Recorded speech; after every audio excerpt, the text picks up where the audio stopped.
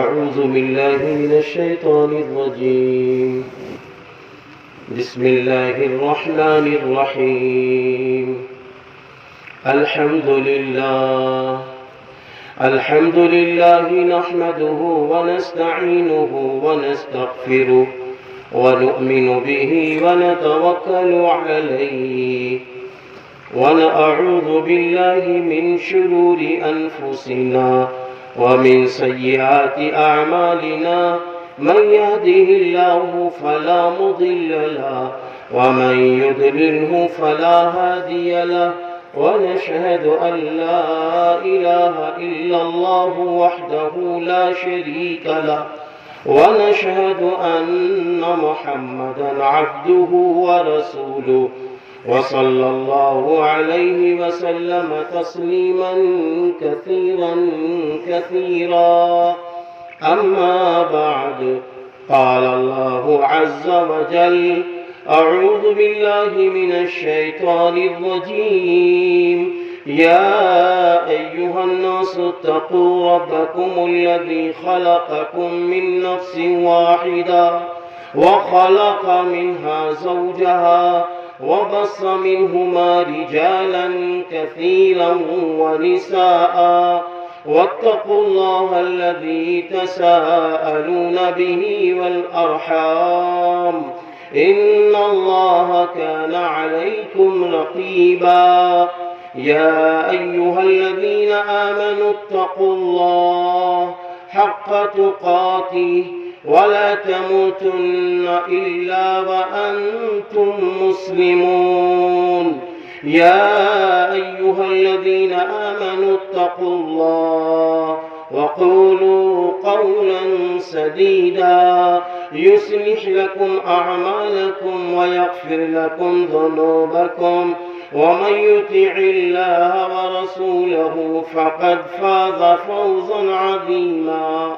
صدق الله العظيم. وقال النبي صلى الله عليه وسلم: النكاح من سنتي، أو قال: فمن رغب عن سنتي فليس مني، أو كما قال عليه الصلاة والسلام. اللہ کے محبوب بندوں، دیکھو ایک بات سمجھ لو، نکاح کے موقع پر 6 کام کیے جاتے ہیں اسلام میں، جس میں 2 فرائض ہوتے ہیں، 1 واجب ہوتا ہے اور 3 سنتیں ہوتی ہیں. 2 فرائض: نمبر 1 ایجاب و قبول کا ہونا، اور نمبر 2 گواہوں کی گواہی پیش کرنا. ایجاب کہتے ہیں دلہن کے پاس ولی یا وکیل صاحب جاتے ہیں، دولہا صاحب کا نام، دولہا صاحب کے والد محترم کا نام، دولہا صاحب کا پتہ، اور پھر جو مہر طے ہوا ہے نقد یا ادھار، اس مہر کا ذکر کیا جاتا ہے. پھر جب دلہن اجازت دیتی ہے، اس کا نام ایجاب ہوتا ہے. اب اجازت کس بات کی؟ ایک سوال ہے نا کہ اجازت کس بات کی؟ اجازت میں یہ باتیں چھپی ہوتی ہیں کہ گویا دلہن اپنے دل سے یہ بات کہتی ہے: میرے اللہ، اب تک میں اپنے ماں باپ بھائی بہنوں کے ساتھ رہی، اور اے اللہ، ہم نے اپنے ماں باپ کا حق ادا کیا. اے اللہ، اب میں تجھے سامنے رکھ کر اجازت دیتی ہوں کہ اپنے شوہر کا کما حق ادا کروں گی. جو اسلام کی روشنی میں جتنے حقوق شوہر کے بنتے ہیں میں وہ ادا کروں گی. یہ اجازت ہے. اب اس کے بعد ابھی آپ دیکھیں گے کہ قاضی صاحب دولہا صاحب سے قبول کرائیں گے. قبول یعنی دولہا صاحب اللہ کو حاضر و ناظر جان کر یہ اقرار کرتے ہیں کہ اے اللہ وہ جو اجنبیہ خاتون نے اجازت دی ہے میں ان کی اجازت کو قبول کرتا ہوں اور میں عہد کرتا ہوں کہ جو حقوق میری دلہن میری شریک حیات کے مجھ پر ہے میں کما حقہ پورا کا پورا ادا کروں گا اور جو نان و نفقہ ہے وہ بھی دوں گا۔ جو اسلام کی روشنی میں دلہن کے حقوق ہیں یا دلہن کے گھر والوں کے حقوق ہیں وہ بھی دوں گا، ان کو بھی ادا کروں گا۔ یہ ہوتا ہے قبول، یہ ہوتا ہے قبول۔ اب ایجاب و قبول ہو گیا، دو گواہوں کی گواہی پیش ہو گئی۔ اب وکیل صاحب کا انتخاب کیوں ہوتا ہے؟ کیونکہ دلہن شرمیلی ہوتی ہے، ان میں حیا ہوتی ہے، وہ اجازت خود سے نہیں دے سکتی، اس لیے کیا ہوتا ہے دلہن کی جانب سے وکیل یا ولی کا انتخاب ہوتا ہے، اس لیے وکیل صاحب بنائے جاتے ہیں۔ اب تیسرا کام ہے واجب۔ ایجاب و قبول ہو گیا، گواہوں نے گواہی پیش کر دی، اب مسئلہ ہے مہر کا۔ مہر کا دینا واجب ہے۔ کلام اللہ کی روشنی میں، حدیث نبی صلی اللہ علیہ وسلم کی روشنی میں ہے کہ جب تم کسی کی بیٹی سے نکاح کرنے کا ارادہ کرو تو آپس میں جو دو خاندان والے بیٹھ کر مہر طے کر رہے ہیں اس کو خوشی خوشی ادا کرو، اور جب مہر طے کرو تو نقد طے کرو، ادھار نہیں۔ آپ صلی اللہ علیہ وسلم نے کوئی نکاح ادھار نہیں پڑھا ہے۔ ایک بات یاد رکھیں، جو مہر طے ہو، جو مہر طے ہو، مثال کے طور پر مہر میں زیور طے ہیں، جیسے اس وقت 1.5 تولہ سونا بشکل زیور ہے، تو اب قاضی صاحب نے دولہا کو بتا دیا کہ یہ آپ کا مہر ہے۔ اب دولہا صاحب کا کیا حق ہے؟ دولہا صاحب جب اپنی شریک حیات سے ملنے جائیں تو یہ کہیں یہ زیور آپ کے مہر کے ہیں یا یہ رقم آپ کے مہر کی ہے، تاکہ دلہن کو پتا چل جائے کہ یہ میرا مہر ہے۔ اور اگر کوئی شخص ادھار نکاح کرتا ہے، ادھار مہر پہ نکاح ہو رہا ہے، تو معلوم ہے دولہا صاحب کو بتانا ہوگا کہ ادھار مہر ہے زیور کی شکل میں یا رقم کی شکل میں، میں 1 ماہ میں 2 ماہ میں 5 ماہ میں یہ مہر ادا کر دوں گا۔ اب اس کے بعد شوہر صاحب دولہا صاحب انتظار کریں اپنی دلہن کی اجازت کا، انتظار کریں، جب وہ کہے ٹھیک ہے تو اب دونوں خوشیاں حاصل کرو۔ اگر دلہن کہتی ہیں نہیں مجھے پہلے مہر چاہیے تو دولہا صاحب خوشی حاصل کرنے کا حق نہیں رکھتے۔ کیوں؟ اس لیے کہ مہر دلہن کے حلال ہونے کا ذریعہ شوہر کے لیے مہر ہے۔ مہر شوہر کے لیے دلہن کے حلال ہونے کا ذریعہ ہے۔ اگر مہر نہیں ہے تو ابھی دلہن شوہر کے لیے حلال نہیں ہے۔ بھئی بات سمجھ رہے ہیں؟ اور یہ جو مہر ہوتا ہے یہ دلہن کی ملکیت ہوتی ہے، ان کو حق حاصل ہے، ان کو حق حاصل ہے۔ اسلام اتنا پیارا نظام عورتوں اور بچیوں کے سامنے پیش کر رہا ہے کہ جب یہی بچی دنیا میں آتی تھی، جب یہی بچی دنیا میں آتی تھی اس کو زندہ دفنا دیا جاتا تھا جاہلیت کے دور میں۔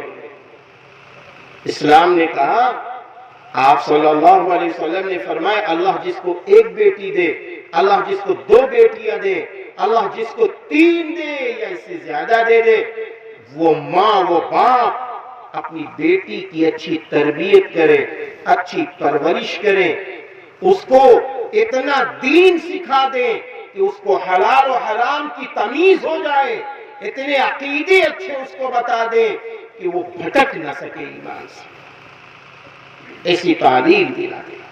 پھر اس کے بعد نیک اور صالح مرد مل جائے تو ماں باپ اپنی بیٹی کا نکاح اس نیک مرد سے کر دے۔ تو آپ صلی اللہ علیہ وسلم نے فرمایا کہ اس لڑکی کی ماں اور اس لڑکی کا باپ جنتی ہے، اور دوسری روایت میں ہے کہ آپ صلی اللہ علیہ وسلم نے فرمایا اس لڑکی کی ماں اور اس لڑکی کا باپ جنت میں مجھ سے اتنا قریب ہوگا جتنی یہ 2 انگلیاں قریب ہیں۔ حضور صلی اللہ علیہ وسلم کی ایسی نسبت ملے گی، کن ماں کو ملے گی، کن باپ کو ملے گی؟ جس ماں نے، جس باپ نے اپنی بیٹی کی ایمانی، اسلامی، دینی تربیت کے ساتھ دنیا کے امور سکھائے ہیں، اس کو ایمان کے بچانے کا طریقہ بتا دیا، اسلام پہ چلنے کا طریقہ سکھا دیا، ان ماں باپ کو یہ نعمت ملے گی۔ اور پھر وہ ماں باپ نیک مرد کے حوالے کر دیں تو یہ سعادت ان ماں باپ کو ملتی ہے۔ اس لیے نکاح کے موقع پر ہم اکثر کہتے ہیں کہ خوش نصیب ہے آپ کہ اللہ تعالیٰ نے آپ کو اس سعادت سے نواز دیا، اور پھر کتنا پیارا دولہا ہے، کتنے نیک ہے ماشاءاللہ۔ ابھی مجھے حافظ صاحب نے بتایا کہ جب آپ کا نکاح طے ہوا تو دولہا صاحب نے کہا میں نکاح انشاءاللہ دینی اجتماع میں کروں گا، میں دینی جلسے میں نکاح کروں گا۔ پیارے مسلمانوں، میں آپ سے یہی کہنا چاہوں گا، نکاح میں سادگی لاؤ، نکاح میں سادگی لاؤ۔ نکاح جتنا سادگی سے کرو گے اتنی برکتیں تمہیں حاصل ہوں گی۔ نکاح میں جتنی رسموں کو مٹاؤ گے، خرافات کو مٹاؤ گے، فضولیات کو مٹاؤ گے، فضول خرچی کو مٹاؤ گے، اتنا نکاح برکت والا بنتا چلا جائے گا۔ جتنی سنتیں زندہ کر لے جاؤ گے نکاح میں برکتیں داخل ہوتی چلی جائیں گی، نکاح میں برکتیں داخل ہوتی چلی جائیں گی۔ اب 3 سنتیں نکاح کے موقع پہ کون کون سی ہیں؟ نمبر 1 خطبے کا پڑھنا سنت۔ لیکن ایک بات سمجھ لو، جب خطبہ پڑھا جایا کرے، کہیں بھی آپ نکاح میں ہو تو آپس میں گفتگو نہ کرنا۔ کیوں؟ اس لیے کہ خطبہ پڑھنے کے ساتھ ساتھ اس میں کلام اللہ کی 3 آیات پڑھی جاتی ہیں، اور جب قرآن کریم پڑھا جا رہا ہو تو اس کا سننا واجب ہے، اس کا سننا واجب ہے۔ اب دوسرا کیا کام ہے سنت والا؟ دوسرا کام یہ سنت والا ہے کہ چھہارا یا کھجور تقسیم کر دینا، لیکن اگر بے ادبی نہ ہو رہی ہو، بے ادبی نہ ہو رہی ہو تو چھہاروں کو لٹانا بھی سنت ہے، لٹانا بھی سنت ہے۔ بات چھہاروں کی آ گئی، ہمیں یاد ہے کہ لڑکے والے معاف کر دینا، معاف کر دینا، آپ کو نہیں کہہ رہا ہوں بھائی صاحب، آپ تو بہت نیک ہے ماشاءاللہ۔ لڑکے والے کیا کرتے ہیں، فریج، واشنگ مشین، جہیز میں جتنا ملتا ہے اس کی دفتی تک اٹھا لے جاتے ہیں۔ سر بتا رہا ہوں، اس کی دفتی تک اٹھا لے جاتے ہیں۔ میں نے ایک جگہ کہا یہ دفتی کا ہے، یہ اٹھا رہے ہو؟ تو ایک لڑکا تفریح میں بولا مولوی صاحب یہو بک جاتا، مولوی صاحب یہو بک جاتا۔ لیکن جب ان کے چھہارے دیکھو تو لگتا ہے کہ پورے علاقے کی دکانیں تلاش کی گئی، سب سے سوکھا چھہارا اگر لائیں گے تو نکاح کے موقع کوئی برا برا نہ مانیے گا اللہ کے واسطے۔ حالانکہ چھہارے اچھے ہونے چاہیے، جب اس کا لٹانا سنت، اس کا تقسیم کرنا ہے تو چھہارے اچھے لینا چاہیے، اچھے لینا چاہیے۔ بھلے اس میں چاکلیٹ نہ ڈالو، کافی نہ ڈالو، مصری نہ ڈالو، لیکن چھہارا اچھا لو کہ جیسے ہی سامنے آئے تو آدمی کھول کے کھا لے۔ اب اس تیسری سنت کیا ہے؟ تیسری سنت یہ ہے جب نکاح ہو گیا، نکاح ہونے کے بعد دولہا اور دلہن تنہائی پا گئے، جس کو کہتے ہیں شفع زفاف، تنہائی پا گئے، خلوت پا گئے، تیسرا کوئی نہیں ہے وہاں، ایسی خلوت دلہا دلہن پا گئے اور گزر گیا وقت۔ تو اب اس کے بعد کیا اسلام کہتا ہے دولہا صاحب، اب آپ ولیمہ کرو، تیسری سنت ولیمہ کرنا ہے۔ لیکن میں آج آپ کو بتا دوں، اب یہ تیسری سنت پہلے ہونے لگی ہے، ہاں پہلے ہونے لگی ہے۔ کیسے؟ دور سے شہر والے دولہا بن کر چلے آئے، دولہا بن کر آ گئے، اب وہ میرج ہال بڑے مہنگے مل گئے، تو دونوں نے آپس میں طے کر لیا، میں سچی بات بتا رہا ہوں، سنی انی نہیں، دونوں نے آپس میں طے کر لیا کہ بھئی آدھا پیسہ آپ دے دو، آپ لڑکی کی طرف سے دعوت دے دو اور ہم لڑکے کی طرف سے ولیمہ کر لیں گے۔ لو بھائی، دعوت بھی ہو گئی، ولیمہ بھی ہو گیا۔ یہ ولیمہ سنت نہیں ہے، سنت ولیمہ اسی کو کہیں گے کہ جب نکاح ہو جائے اور دولہا اور دلہن دونوں ایک جگہ تنہائی میں آ جائے، وہاں کوئی تیسرا نہ ہو اور خوشی کا ماحول پیدا ہو جائے، اس کے بعد جو ولیمہ ہوتا ہے وہ سنت ہے، وہ سنت ہے۔ یہ ولیمہ سنت نہیں ہے، یہ بھی آج بڑی تیزی سے رواج پا رہا ہے۔ نکاح کے موقع پر صحرا، آپ میری ایک بات سمجھ میں نہیں آتی ہے کہ صحرا ہم اپنے دولہا کو کیوں باندھتے ہیں؟ بھائی لڑکی والوں نے دولہا کو ایسا تو نہیں ہے کہ نقاب میں دیکھا تھا، نقاب میں تو نہیں دیکھا تھا، بھائی لڑکی والوں نے اپنے ہونے والے داماد کو یا بہنوئی کو اچھی طرح دیکھا نا، کھلے میں دیکھا۔ اب یہ کیوں؟ ہمارے یہاں وطن میں دولہا صاحب آئے، اب وہ زبردست صحرا تھا،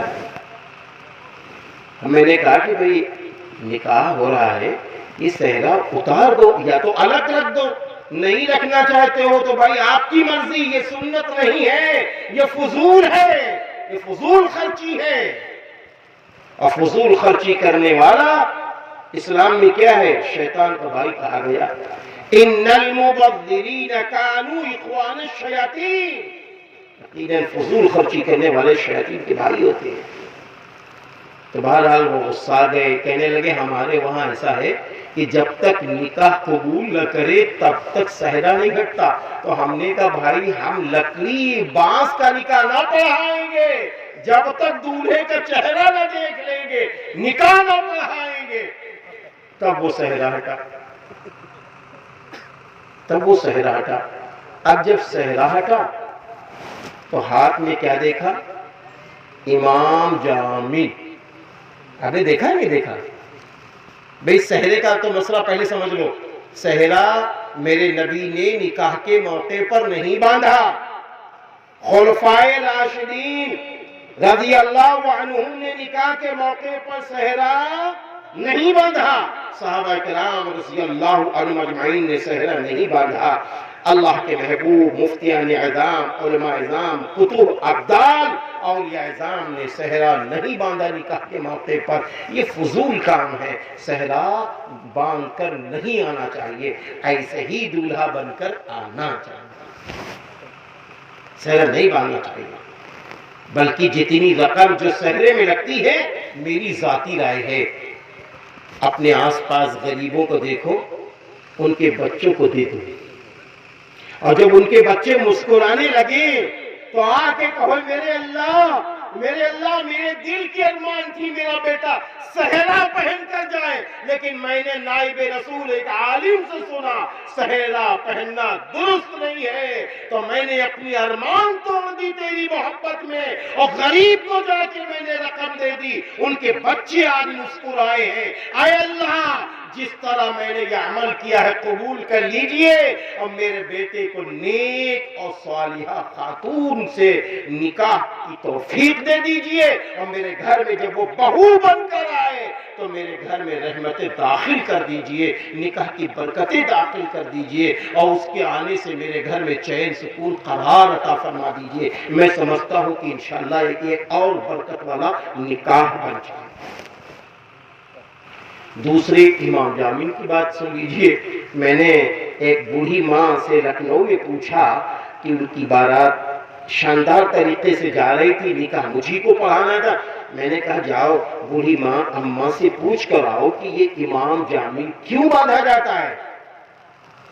تو بڑے بھولے پن سے انہوں نے جو جواب دیا اماں جان نے، کہا جا کے مولانا جی سے کہہ دو کہ میرا بٹوا، کیونکہ دور علاقے کے تھے نا وہ لوگ، کہنے لگے میرا بٹوا اب جا رہا ہے دلہن لینے، تو امام جامع اس لیے باندھا ہے تاکہ میرا بٹوا سلامتی کے ساتھ اپنی بیوی لے آئے۔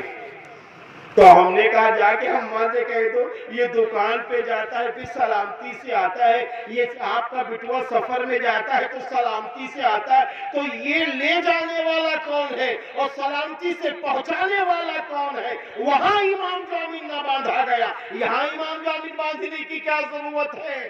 یہ عقیدہ غلط ہے، یہ عقیدہ غلط ہے، غلط ہے عقیدہ۔ امام جامع نہیں باندھنا چاہیے۔ اسی طرح نکاح کے موقع پر دیکھیں ماشاءاللہ دولہا صاحب چاندی کی انگوٹھی پہنے ہوئے، سونے کی انگوٹھی بھی تو نہیں پہنے ہوئے ہیں۔ یاد رکھنا چاہے نکاح کا موقع ہو، سونے کی انگوٹھی مردوں کو پہننا حرام ہے۔ آپ صلی اللہ علیہ وسلم نے فرمایا جتنی دیر سونے کی انگوٹھی مرد پہنے رہے گا اتنی دیر وہ جہنم کی آگ کو پہنے گا۔ اللہ حفاظت فرمائے۔ اسی طریقے سے مہندی کا مسئلہ ہے۔ آپ دیکھیے دولہا لوگ کیا کرتے ہیں، زبردست مہندی لگا لیتے ہاتھوں میں۔ نہیں نہیں، ہاں ضرورت ہے بال میں لگا لیجئے، ضرورت ہے داڑھی میں لگا لیجئے، طبی اصول سے اگر سر میں اور ضرورت پڑتی لگا سکتے ہیں، لیکن نکاح کے موقع پر مہندی لگانا یہ عورتوں کا فیشن ہے، یہ عورتوں کی زیب و زینت ہے، مردوں کی نہیں ہے ہاتھ میں وہ مہندی لگانا۔ یہ سب چیزیں نہیں ہیں۔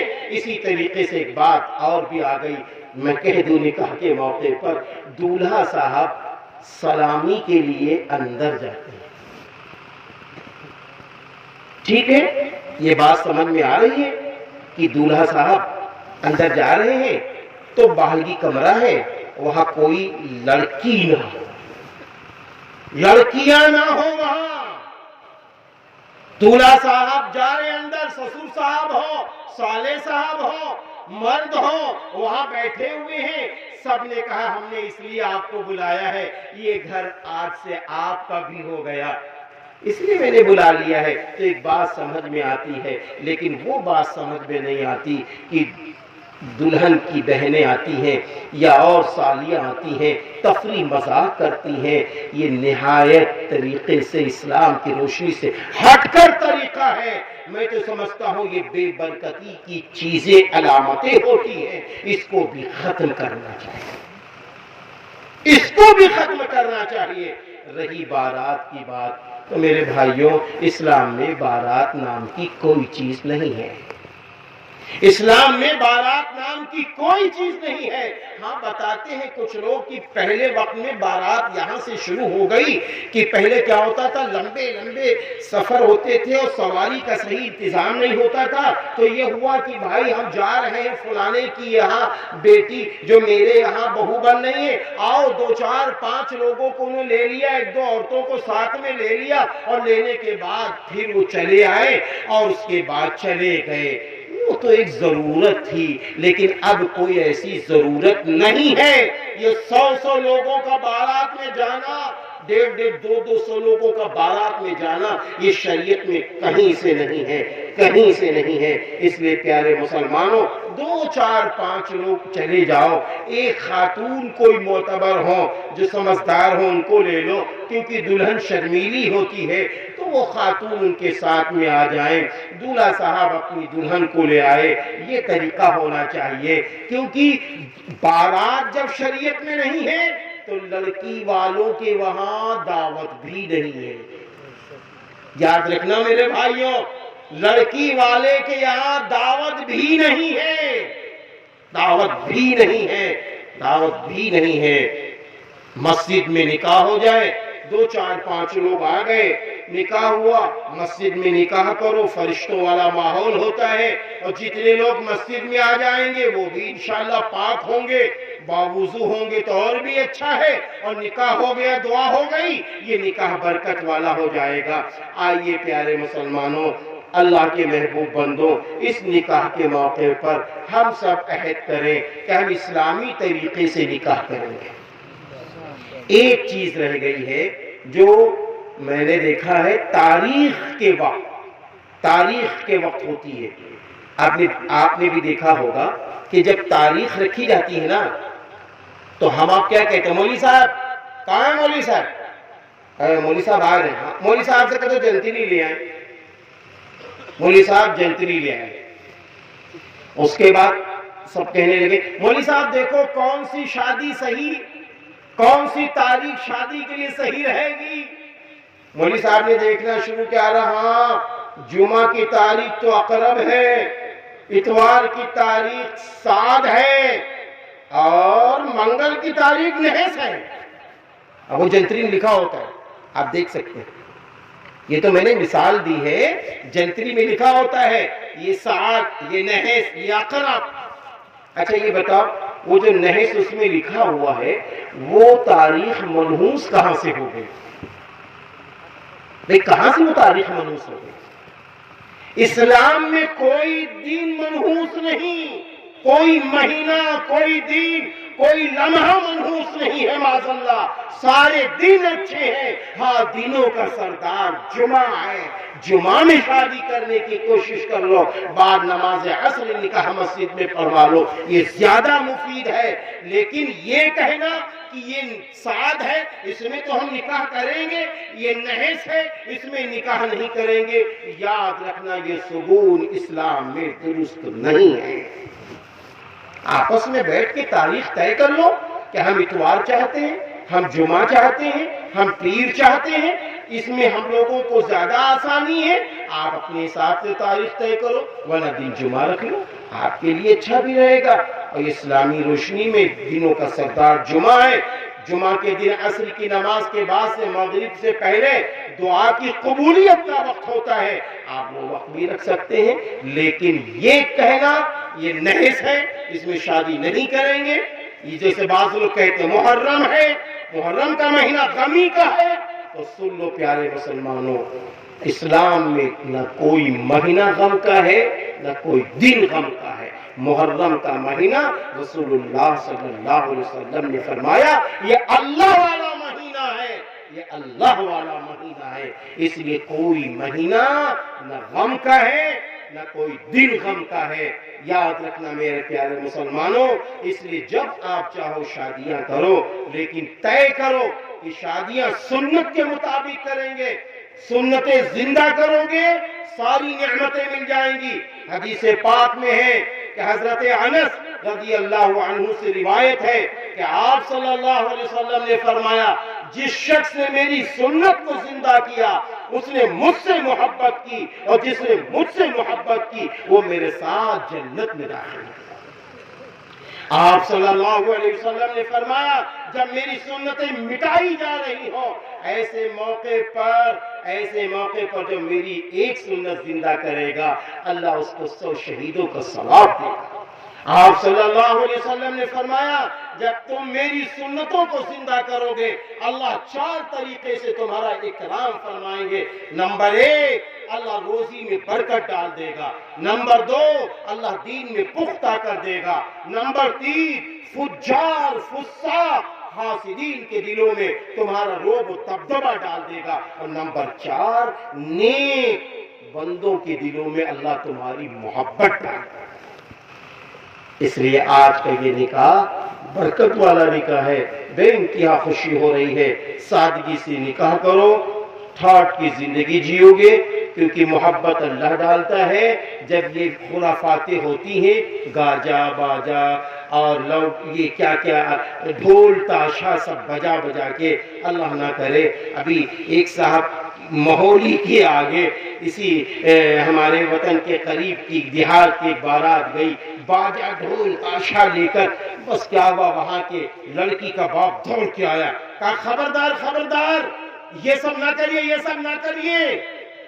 تو لڑکے والوں نے کہا ارے 6,000 روپے میں باجا کیا ہے۔ تو اس نے کہا ہم نے تمہارے لیے 6 لاکھ کا انتظام کر دیا، شاندار قسم کا کھانا، بکرے کا گوشت کھلا رہے ہیں اور کیا کیا نعمتیں ہم تم کو دے رہے ہیں، تم 6,000 کے پیچھے پڑو، یہ نبی کا طریقہ نہیں ہے، ہم اپنی بیٹی نہیں دیں گے اگر تم نے اس کے اوپر عمل کیا۔ تو لڑکے والے دب گئے۔ تو پتہ یہ چلا کبھی کبھی رسموں کو آپ مٹا بھی سکتے ہیں، کھڑے ہو جایا کرو، کھڑے ہو جایا کرو، کبھی کبھی مخالفت بھی ایسی کر دیا کرو کہ نہیں یہ ڈھول تاشا ہم نہیں بجنے دیں گے، ایسا نہیں ہو سکتا ہے، اگر اس پر عمل کر لو گے بڑا نفع ملے گا۔ ورنہ جس کی باجا بجا شادی میں، اس کی زندگی پہ اتنے اچھے اچھے باجے بجتے ہیں کہ بس پوچھو نہیں۔ سنتوں کو زندہ کرو، ٹھاٹ کی زندگی گزارو، اللہ دلوں میں محبت ڈال دیتا ہے۔ اللہ تعالیٰ آج کی اس نکاح کی تقریب کو قبول فرمائے اور ہمارے دولہا صاحب کی سادگی کو قبول فرمائے۔